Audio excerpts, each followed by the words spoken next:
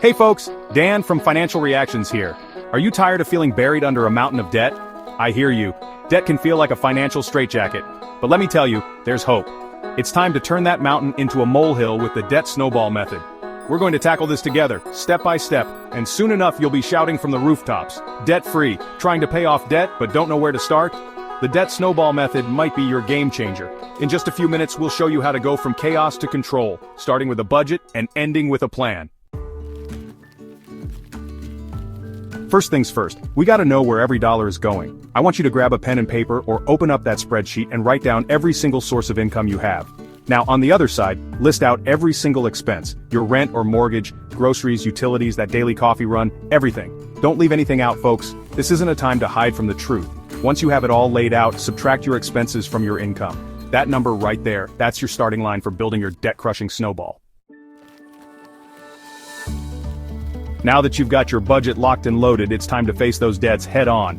Grab another sheet of paper and write down every single debt you have, from the teeniest, tiniest balance to the biggest, baddest one. Forget about interest rates for now, we're focused on building momentum, folks. This is about winning those psychological victories one debt at a time. Remember, we're creating a snowball effect here. Chapter 3. Step 3. Minimum payments. Except for the little guy. Alright, here's where the rubber meets the road. You're going to keep making minimum payments on all your debts, except for the smallest one on your list.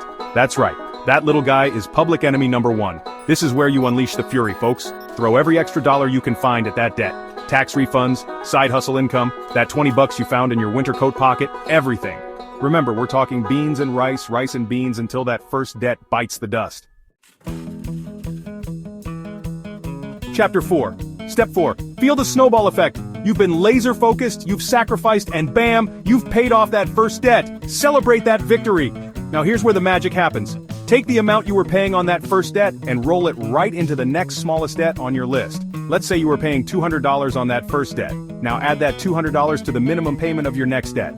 That's the snowball effect in action. It starts small, but it gains momentum fast. Before you know it, you'll be crushing debt like a financial superhero. Chapter 5.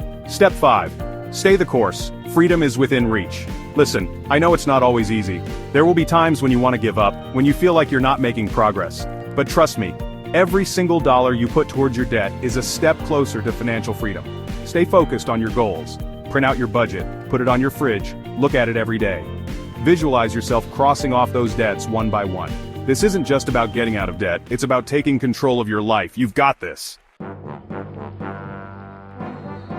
Outro, you've got this. Congratulations. You've taken the first step towards conquering your debt and achieving financial peace of mind. Remember, the Debt Snowball Method is all about consistency and momentum. Stick with it, and you'll be amazed at what you can achieve. Now go out there and start building your snowball.